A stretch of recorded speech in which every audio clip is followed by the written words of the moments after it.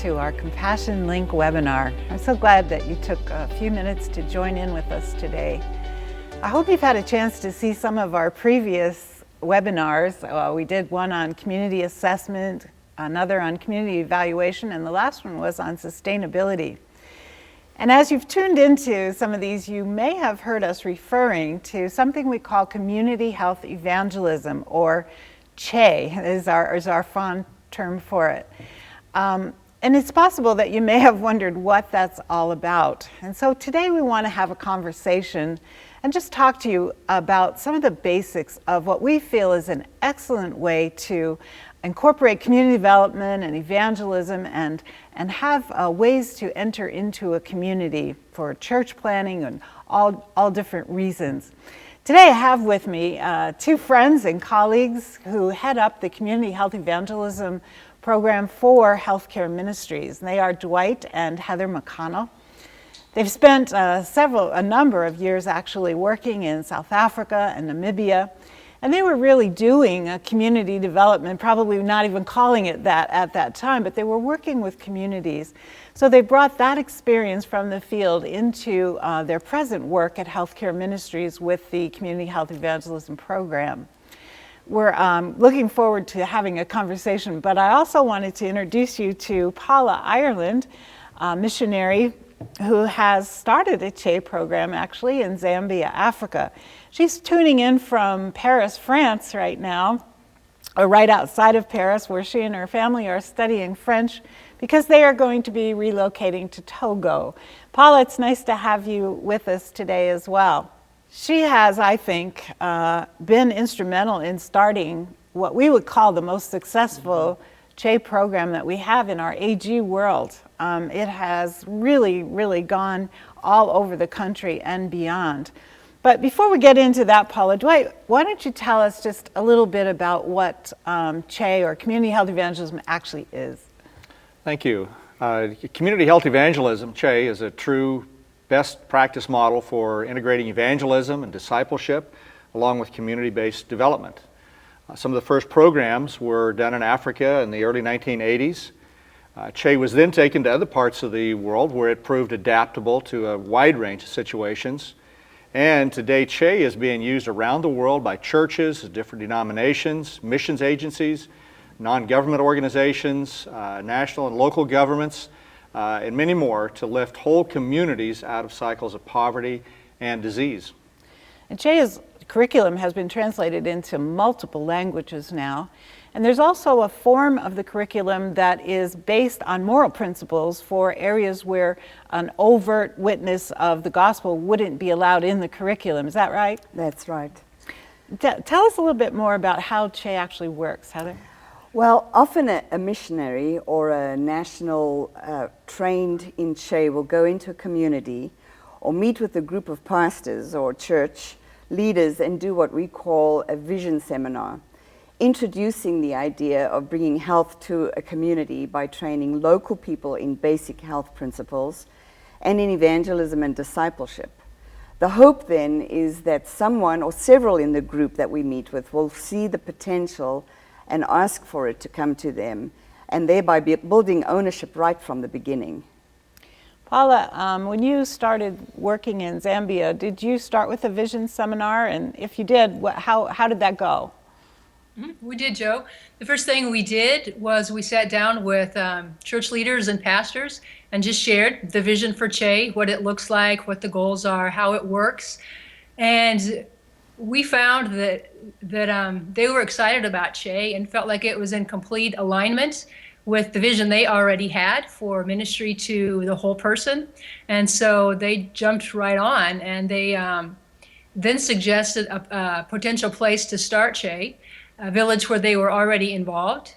And so the next thing we did was then we did a more formal vision seminar in that village with church and community leaders from that village.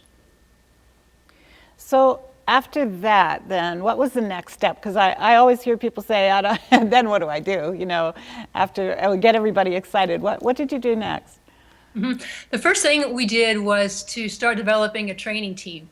Because while Nancy Clark McGlon and I were trainers, our goal was to develop a national training team that could ultimately do all the training. And so we started talking to pastors and church leaders about qualifications and characteristics of potential trainers, and then they identified candidates for training, sent those new trainers to be trained, and we conducted what are called training of trainers, or TOT seminars. There's multiple levels of those seminars. But even more important than those training seminars, we found, was just really mentoring those trainers and investing them and giving them lots of opportunities to develop their training skills, because trainers really are the key to a successful CHE program.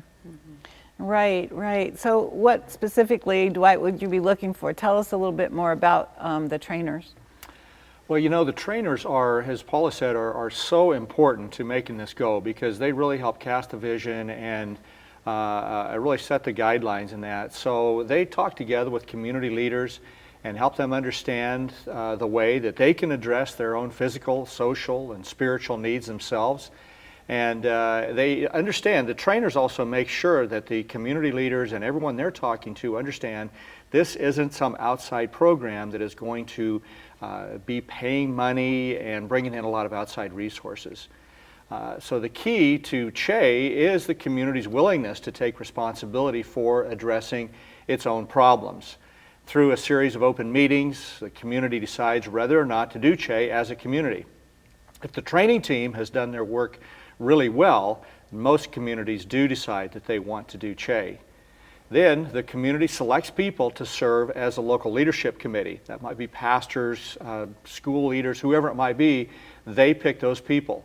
And then that committee is prepared for its work by the training team. So then the CHE program is officially launched by the community, again, not outsiders. So the leadership committee selects other community members to be trained as volunteer community health educators or evangelists. We call those CHEs, community health evangelists or educators. The work of these dedicated volunteers is crucial to achieving the kind of results that this is really all about. So, and you can jump in here, Paul. These folks that are chosen by the community, they don't necessarily have to be literate. They don't have to be well educated. They can just be people who are respected, who would have a voice in the community. Is that right? Am I describing it correctly? That's right. Yeah. So they are also very key to this whole process, because absolutely we of course would like them to be believers, because we're going to be having them share Christ. But I have understood that sometimes if they come in and they're not believers, they either drop out or they become believers in the process. Have you had that experience as well? That's right, we have, certainly.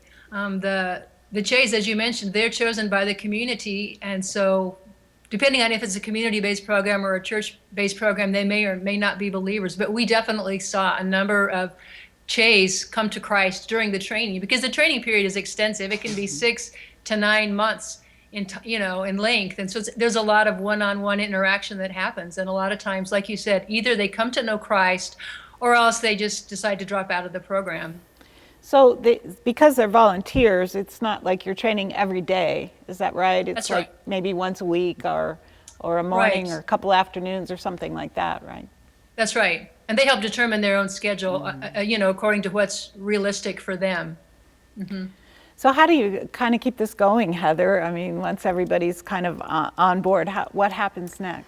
Well, through frequent training, the volunteer educator evangelists are equipped to implement health improving steps in their own homes, and then they learn how to pass it on, along with what they are learning in home visits with other families. So it's really about that mentoring in the homes with the families.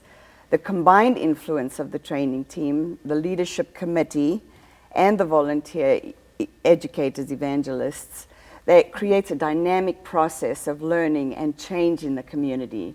Physical and social health improves, projects are accomplished, and spiritual growth occurs as people come to faith in Christ. It's incredible. The community changes from the inside out. Che works because it is the community's own program, with Che trainers serving as catalysts for change. It's incredible. As you speak about a community changing, I recall one of our trainers talking about the community health project in Papua New Guinea. And she said that the place where Che had happened there, the village was so different. It was cleaned up, it had sidewalks, they planted flowers, the sanitation and water had been improved, so the health was improved. She said it was just like a model community in the mix of other places that weren't so great. Yeah, you know, and that very same community, if you saw the pictures of before, sort of the before and after photos, people lived behind high, dark walls, and they didn't talk to their neighbors, and there was no sense of cooperation and working together. Those walls are now down, and all of these other improvements are just the indicators of the mark that there is a great sense of unity and transformation has taken place there. You wouldn't even recognize the place from what it looked like before to what it looks like now.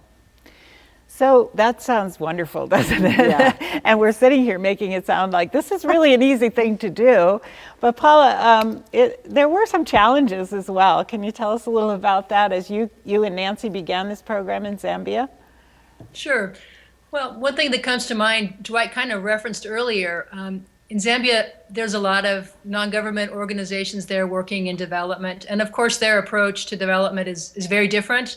And they come with large budgets and pay their workers. And so there was the perception from the beginning that that Che was just another NGO, or Che was like that, and that people were going to get jobs. And so there was all these kinds of, wrong expectations. And we had to work really hard to clearly explain that Che isn't an organization, but that Che is a ministry of the church. It should be an outflow of a church wanting to engage with their community, and it's based on volunteers. And that sounds simple enough, but that was kind of a challenging concept for people to really understand that we're talking here about local resources and about an emphasis on prevention and education, and just a real grassroots reaching out that everybody could participate in and engage in. And so, like I mentioned earlier, we started in that small rural village, and that was a good place to start. It's easier to do Che in a rural community. And so we gained some good experience there, and we saw some early success, which is good because you can build on your success, and success gives you credibility with other communities. Right. And so then later, when we started to take Che to the urban areas, that really helped us, because there's a lot more challenges doing Che in urban areas. People are much more transient. People are in and out, coming and going. They don't really trust their neighbors. It's more difficult for them to unite around common issues. Because people are just more diverse, and so Sure. all of those things are important elements, that sense of trust, that sense of community. Those are important elements to working together as a community. So we found that we really had to revise our strategies and our approach once we started working in urban areas. I'm sure there is the idea that if there are outsiders involved, there's going to be some money flowing in. And surely you did have to input some funds in the earlier days to get the trainers working. That's right. More full time, That's right. right? So. And especially in the area of trainings, training of trainer events and that kind of thing, yeah. So it does take some funds, but it's not what you would call a high expense kind of outreach, right? Because eventually right. you hope to not be inputting funds at all. That's right. Right. So in all of this, then we have some outcomes that we're looking for. Can you talk to us about those a little bit? Yeah, there are a number of things that happen as this grows and as it matures. And one of the things that I love about it is that we try to track, we try to measure what we're doing and what is taking place in a community, so that there are indicators that help us do that. And some of those, I'll just go through a list, and you'll see them on the screen there as well. Shared vision. It's when a community sees a better future and it has a hope that this better future can be achieved. Leadership comes out of this as well. Godly Christian leaders are positioned and equipped to lead the community toward the accomplishment of the vision. Ownership, Heather talked about ownership. It's people are taking responsibility for their own health and well-being, not depending on outsiders as much. Cooperation, like the Papua New Guinea example, the cooperation began to increase within the community, and they began to work together and bring down the walls that had separated them, and the common good was achieved there. Volunteers, we know that any place where people volunteer for something bigger than themselves, it's always good, and so people act sacrificially to meet the legitimate needs of others and not just their own. Dignity, this is such an important topic that we oftentimes don't talk about, but it's when people have began to recover their identity as made in the image of God, and their vocation as stewards of creation becomes clear to them. So instead of being controlled or victimized by their environment, they become stewards of it. And that is a remarkable transformation that takes really place. Important. Another one, learning and skills and resources are developed. It's where people are equipped to identify needs and resources and put together a plan and mobilize volunteers to accomplish the vision that is for the betterment of the community. People are continually reflecting on what is happening in order to learn how to be more effective. They stop doing the things that didn't work and capitalize on the stuff that did. Another point, Christian community and witness improves and increases. Believers begin meeting together for fellowship and prayer and Bible study and worship. They're sharing Christ with their neighbors, both in word and in deed. So these are just a few. There's more that we could talk about, but these are some of the big indicators that there really is genuine transformation taking place. Wow, that's amazing. And Paula, to actually see those things happening must be so exciting. Very much so, Joe. Yeah. It's true. You really see the ownership and the pride in being able to improve their life and their community. It's just amazing. You begin to see health changes. I remember, Paula, being in Zambia with you when the Minister of Health of a section where we were came to the meeting that we were having with the Che's and the community, and she said, "We are so grateful that Che came to this community because our cholera incidence has completely gone to zero." Wow. And so because of cleaning up sanitation and water, they were able to actually wipe out cholera in that place. It was really exciting to hear that. And of course, not only the improved health and sanitation and water, and the roads come and income increases because they have ways of getting in and out of communities. But of course, the most important thing is that people begin to be transformed spiritually. And so the alcoholism rate goes down, and the wife beating and all of the fighting and things. There's a peacefulness that comes to the village as Christ enters the hearts of the people there. So it really is a wonderful, wonderful tool of being able to see entire communities changed by the power of God and by all of the community initiatives that are being taken. Paula, last time I heard about the Che program in Zambia, I heard that it was really spread along the country borders and even crossing into other countries. Tell us about why you think it's been so successful and has such a great reach. Well, of course, I'd have to just say, the Holy Spirit. I feel like the church in Zambia was ready for that kind of ministry, just ready to grab onto it. And Nancy and I just felt like we were in the right place at the right time. Like it was a God-ordained movement, at that time. And there was just such a receptivity and excitement. And for sure, the Lord helped us to connect with the right people. And that was key. The head trainer for Zambia now, a gentleman named Lovemore Zulu, he just has a burning heart for evangelism and for compassionate ministry, and the Lord has really used him to help expand Che in Zambia and, like you said, in neighboring countries. And I think, we started small. We made mistakes and learned from our mistakes, and we stuck with it and invested a lot of time, and then the Lord caused it to grow. So, and even after you and Nancy weren't so involved and the national training team was taking the initiative, there's still been missionary involvement to some degree. Even some of your colleagues after you have continued some involvement, not as much, I guess, but That's right. it does take encouraging and keeping things going, doesn't it?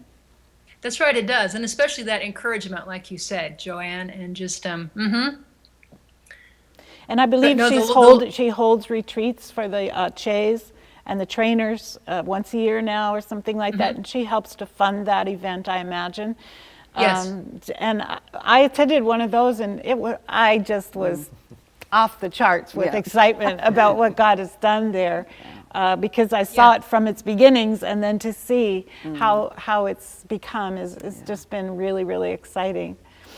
Yeah, when you see a room of hundreds of Chays coming together from all over the country, that is thrilling. And they encourage each other so much just by being there together. Because, when you're just doing what seems like a routine work in your little village the same day after day, you can kind of lose sight of the big picture. And when they begin to see we're part of something really big, and the Lord is using us to really bring transformation to our communities, that really excites and encourages everyone.